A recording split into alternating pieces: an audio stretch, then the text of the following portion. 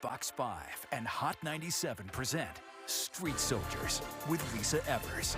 I'm so glad you're joining us for this episode of Street Soldiers on Holiday Love Do's and Don'ts. This is an exciting time of the year, but it also comes with a special set of stresses, usually related to overdoing, overbooking, and overspending. We put together a fun panel who have some practical ideas about how to cope and create new and lasting special memories without going broke. Be in the moment, be present. People are not in your life forever. So take the time to be with the people that you love and really be with them. Don't be on your phone. Don't be distracted. Sit there and be with people. This season can also bring on holiday blues that can be set off by sad thoughts of loved ones no longer here or a sense of loneliness when everyone else seems to be having so much fun. Podcaster Joe Stone has this advice. Don't be above reaching out to people if you are feeling lonely. Maybe you had a bad breakup and you don't want to spend this holiday alone. Maybe you didn't grow up with your parents and you don't want to spend it. Reach out to people. You will be surprised how receptive others are. When it comes to gift giving, whether it's in new relationships or established ones, it's important not to make assumptions, says TV host Josh McBride. Communication is key, right? I think it's very okay to ask your friend, your parents, your loved ones, your relatives, hey, are we doing gifts this year? It was a hard last 2 years. Is it okay? Do you not want to do it this year? Or do you want to do it this year? For sure, this is a holiday season unlike any other. Let's find out what our panel has to say. Joining me for this episode, GINA BRILLON. She's a comedian, actress, and writer. GINA, great to have you with us.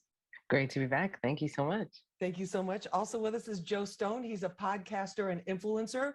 You might have seen him on his Instagram page, dishing out all kinds of advice. It's I Am Joe Stone. Joe, great to have you with us. Great to be here. Thank you so much. Also joining us is Josh McBride. He's the award-winning TV host of his show Simplified with Josh McBride. He's also a lifestyle and entertainment expert. Josh, great to have you with us. Thanks, Lisa. Good to be here. Thank you so much. GINA, you are a working mom. You're married. You got a lot on your plate. Yeah. How do you feel about the holidays? It's nerve-wracking, man. I got to buy so many presents for so many people. And of course, my husband tried to give me the let's not do presents for each other this year thing. And here's the thing. You're not going to get me with that one. You're not going to get me with the don't do presents. That's don't, first of all, that is my love language. Giving gifts is my love language. So you gonna get this present. I don't care if you don't want this present. You gonna get this present. So we tried to have that discussion. And it's my son's first Christmas where he'll be like aware, I think, of like opening things. And that's always such a difficult thing for me because once kids realize that there's no more presents for them, it like breaks my heart to see the look on their face when they're like, oh, I'm done opening my presents. So that's why here's a little trick my mama taught me. You put a couple to the side, and then when everybody's done opening their presents, you let the kid have the extra presents that you got for them. Oh. So that way it saves them the emotional turmoil of feeling left out of opening presents and stuff. But it's not like, it's not like you're spoiling them. It's still gifts that were for them. It just, give them at the right time. So that's a good tips from Mama Brillon. All right, Mama Brillon. Okay, Joe. What about this? What is somebody really saying to you? Whether it's one partner or partner A or partner B saying, "Let's not do gifts." Is that a code language for something? I don't know if it's cold, but I agree with your husband, GINA. I'm on the no gift train. No. I want to make it as easy for everybody. Because if we don't do gifts, then I can't lose. You know what I'm saying? Like, it's not a competition. You don't have to go out of your way and go shopping and do all that stuff because men, we really don't care about the gifts. We know that the pressure's on us to deliver the present. It has nothing to do with you. Regardless of what you get, we're going to be happy or we're going to act like we're happy. So no, I'm with you, GINA. I'm with your husband, GINA. I think that we should not do, my wife calls me the Grinch. She says, because I hate all holidays and everything. So she calls me the Grinch, but I have learned my lesson because I tried the no present thing a couple of times. It never ends well. So no, go ahead, buy the present, guys. Just bite the bullet. Just bite the bullet. That's the whole point. Josh, what about this? What do you feel like people are saying when they're like, oh, well, honey, or sweetie, or whatever, we don't have to do the gifts this year. And it's your like intimate partner. Yeah, I feel like this is also could be a trick. I think I've had this too, where it's like, oh, let's not do the gifts, but then they still get you the gift and you're like, well, I got nothing for you. Right. Like, so it's a trick. So also, like, always be prepared in that type of conversation. I do a lot of gifting segments at work. Always be prepared with something, even if it's small, just so it looks like the effort was there. Even if maybe you're not doing grand gifts, you know, not a ring or a bracelet or a necklace or a TV or a phone or a computer. Maybe have something smaller, right? Like I don't know, something that they really enjoy. Like a nice bottle of wine or a special thing. Okay. Something on the side to at least acknowledge that you did, you know, you thought about it for a second, because you're not going to have me tricked. And it seems like the two of you guys, like, we're not going to be tricked also, right? Like, you're not going to do that to me and then me not have anything and be looking around the house like, oh, I got a new pair of socks I haven't tried on I can give you, you know? That's good game. I agree. That's smart. That's good game. Well, but I do think that Joe has a point, though, because my dad every year would get my mom the same thing, and she hated it. She hated it. It was like my dad did not want to put thought into the gift. He was just like, I'm just going to get her something. He would get her like these hideous pantsuits. My mom pulled me aside one day and was like, you need to tell your father not to get me no more clothes. There's more to come, so stay with us. Now, Gina, we're not saying to put your husband on blast here, but have you had the situation where it was a romantic relationship and you were hoping for a nice gift and then you get something like a steamer to steam your clothes or something kind of... Child, this man got me an iron. Oh. This man got me an iron. Okay. Like, really? Like he like an iron, bro. Like an iron, bro. And I was like... And the board or just the iron? Just the iron. That's the okay. What? Not even. Was it like a really nice iron? Like, was it like a cool iron? Right, like a Dyson iron? Like it had like Bluetooth or something? Why are you trying to defend this kid? I'm just saying, maybe he thought like a robot iron. Was it like a robot iron? You know, here's the thing. Yeah. I understand sometimes that gift giving, you know, like when you get an iron or you get something like that, because I think I had been complaining that I had a trash iron. You know what I mean? So at the time, I think it was like, oh, I'm thinking of the fact that she was thinking of. So like, it wasn't totally bad. But an iron is something you go to Target on a Tuesday to buy. It's not something that you open up on a holiday or on your birthday. You don't open up a iron. Like, we could have just went next week and got this. Like, why are you making this an event? Joshua, what about how to handle when you get like the clunker gift? If you got me something that I told you that I needed or wanted, just don't make that the grand finale. You see what I'm saying? Like, you don't make that like, here's the big one, and you pull it out from the closet and it's like the big gift that you're waiting on, and it's supposed to be, you know, the new love seat for the living room or the new mini fridge for the deck. Don't make that the main thing. It's clear that that is something that Gina had wanted at some point. So I look at it as a little thoughtful as a guy, and I don't know if it differs for women. Like, I actually am like, damn, like, you thought about me for that. Like, right.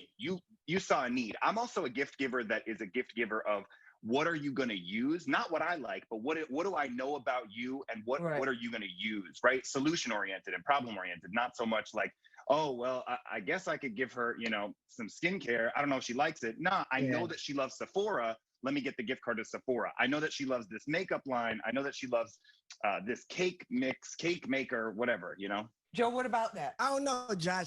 My opinion is a little different. I don't like having to figure it out. So I just believe in asking. Let's kill the anxiety. Let's kill the guesswork. Let me just ask you what you want. You can tell me straight up, and then neither one of us has to lose. So I don't buy something and then you have to act like you like it, and vice versa. So that's usually my go-to move. I ask, and if you are one of those people that like to you want a surprise, maybe you don't want to be so straightforward, you can either ask very early in advance, like maybe like a month in advance, or go talk to her sister, go talk to her best friend, hit them in the inbox. That makes you look good, because now she can brag to her friend, oh, he talked to you about this. Oh, if you put in some effort, it makes you look really good. Now a friend likes you, you got a couple, I can bond a little bit. It works, trust me. That's my go-to move now. Don't try to figure it out. Don't do that last minute. Don't do that a couple days before. But I'm telling you, Joe, that's smart. That is a smart idea. That's a smart move. That's a smart move. What about in the dating situation? Because, you know, we have a lot of Tinderellas, a lot of Tinder fellas out there. And is it wrong, Gina, I'm going to start with you on this. Is it wrong for a guy to have kind of like multiple multiple examples of the same gift, like 6 of the same perfume for 6 of the women that he's seeing? Or is that's lazy to me. Like, that's just lazy. Like, how you gonna get one gift? How you know the girl's not allergic to the perfume you got her? You gonna get her the same gift you got somebody else? Like, I like thoughtful gift giving. It doesn't have to be crazy. It doesn't have to be extravagant. And I mean, there's people that know that I love dark chocolate peanut M&Ms that would get me that for Christmas, and I would be like, that is so thoughtful because you remembered that I like that.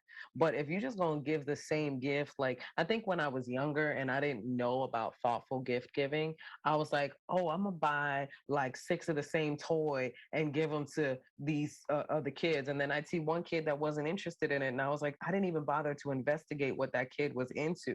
And when it comes to grown people, we're even more complex because there's a lot of people that are impossible to get gifts for because they're the type of person that will buy whatever they want.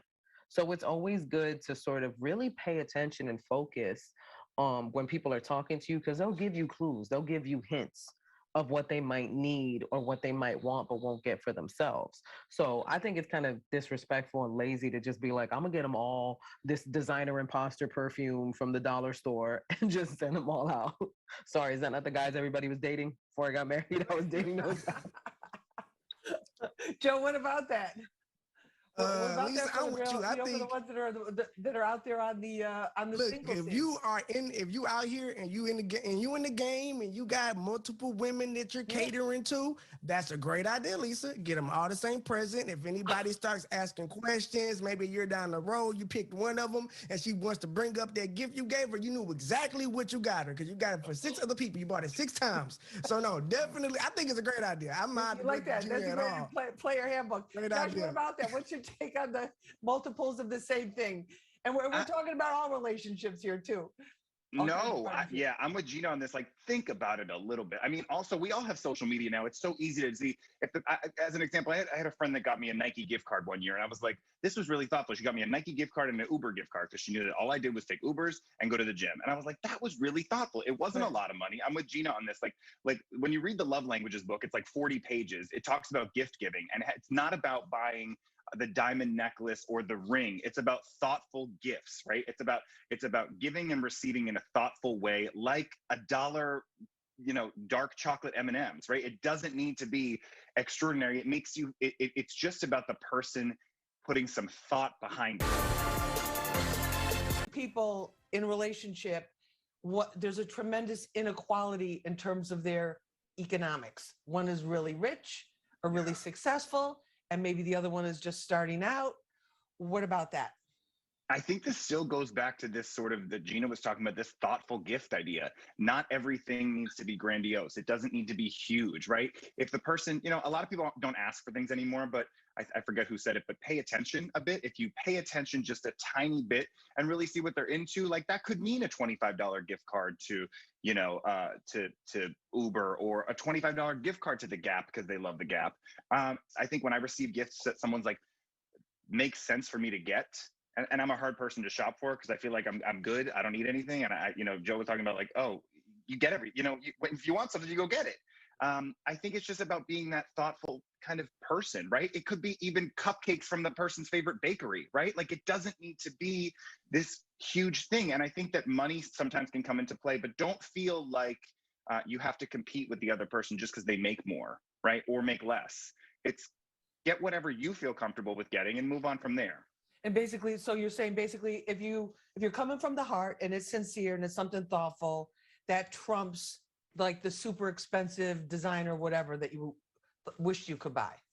Absolutely. And again, this is like, gifts are only one of the 5 Gina love languages, I think. So not everyone even has gifts as their number one. So they might be like, cool, thanks. But like maybe being with them on that holiday or on that special day, quality time is their love language. Maybe it's physical touch, right? Like this is a different street soldiers that we're talking about here. But gifts may not be their all-time everything anyways. So be a little thoughtful and think about it, but don't stress yourself out by knowing that you have to get the $1,000 gift if you can't afford it. And you're talking about the time too, and everybody feel free to jump in. Joe, what about that? What about if, the singles, I know you're happily married, but just put on your hat to your advice for your singles, and they just kind of hit that, like the airlines have that blackout period where you can't use the awards. They kind of like from 6 p.m. Christmas Eve till the 26th, like 10 a.m., they're off the charts. What does that tell you? I agree with Josh, man. He's hit the nail on the head. At the end of the day, it really is about knowing the person that you are buying the gift for. And it can be anything. It can really be, something as simple as maybe, you buy a bunch of flowers, you put them around the room and you light some candles and you get some oil and you give her an hour massage. Maybe that's something you don't do all the time. Maybe that's something you can't afford to buy her. There's a million different ways you can go about giving a gift that doesn't cost a lot of money. And especially and if you are a man in a relationship with a woman, look, women are usually pretty good at letting you make it if you put the effort in other ways. Be a date night, it could be a trip. You could drive to the beach and get a couple of cheap logs and light a fire. And now we on the beach with a fire where we're making marshmallows. It's a million ways to do dates and gifts without having to spend a bunch of money. So I don't think that should ever take anyone out of the running when it comes to a good gift. But you should definitely make the effort. Yeah, 100%. Make the effort. Yeah. Gina, what about some of the experiences you had before you met your husband with any bad gift givers or stories like that? So many bad gift givers, but here's the thing. I'm the kind of person that, like, if you give me a gift, really, even if it's a gift, even when the iron came, like, I couldn't even be too mad about the iron, because you could give me a lump of coal and I'm gonna be so happy that you thought of me. Like, I'm gonna be like, ooh, this could sit on top of my papers. Thank you so much. And I'll just leave it there as a paperweight. Like, I'm the kind of person that was taught to appreciate everything that you get. So it doesn't matter. Even if you get me a gift that, by other people's standards, they might look at it and be like, yeah, that gift is trash. I'm gonna look at it and be like, no, so-and-so gave it to me and they thought of me, and it might not be something that I'm into. Like, my husband got me a whole this knitting kit. I don't knit, but my mom knits. So, like, he was like, I thought maybe you could, like, start knitting with your mom, and, like, that could be a bonding thing. And that's a thoughtful present, even though it's not something I would have thought of for myself. He was thinking of my time. Yeah, and all my spare time, I'll just knit. Between sets at Atlantic City, you can go backstage and just knit a few scarves or sweaters. Here, guys, I knitted all of my new merch. So it's all knitted hats. And it's just over there. I wish I'd have no knitting skills whatsoever, and I should not be around sharp needles or needles of any kind. So I'm very clumsy. But there was a thought that was like, oh, that's so sweet that you did that, because you were thinking about the relationship with me and my mom. So, sometimes somebody can give you a gift that by other people's standards might not be a great gift. But when you're just appreciative of getting anything, I think, because I understand what it's like to not get anything and to feel really left out. So you just appreciate whatever comes your way. I think being appreciative, regardless, even if you feel like no matter what, is always a good look. What about you? You mentioned relationships, and we're kind of like in this weird time right now where we're sort of hopefully mostly out of the pandemic, but not really. And some people are very comfortable being out and about and around and socializing with family members. Other people basically want to stay in their protective bubble and not see anybody, which of course is their prerogative or whatever. And then there's other people like that you haven't seen for a long time, friends who were like family members and distant family members who just want to pop up and come up or have you visit or whatever. Joe, have you had that happen to you? Oh, yeah. I have a competition every year between my mom and my wife. And my mom, it's like whoever gets the most expensive gifts, the other person is pissed at me for at least a month. So I usually have to choose my wife and just don't tell mom how much the gift was, or I lie about it. But so I have to always deal with that because my mom is serious to buy her gifts. My biggest problem is that my wife is the most amazing gift giver, and I'm terrible at it. So usually she handles that. But yeah, it's bad, man. I do not recommend it. Advice you want to share with your fans? Oh, the most important holiday advice I could share with my fans, or really with anybody, is to be in the moment, be present. People are not in your life forever. So take the time to be with the people that you love and really be with them. Don't be on your phone. Don't be distracted. Sit there and be with people. One of my favorite things that we do on the holidays is play board games when I go home.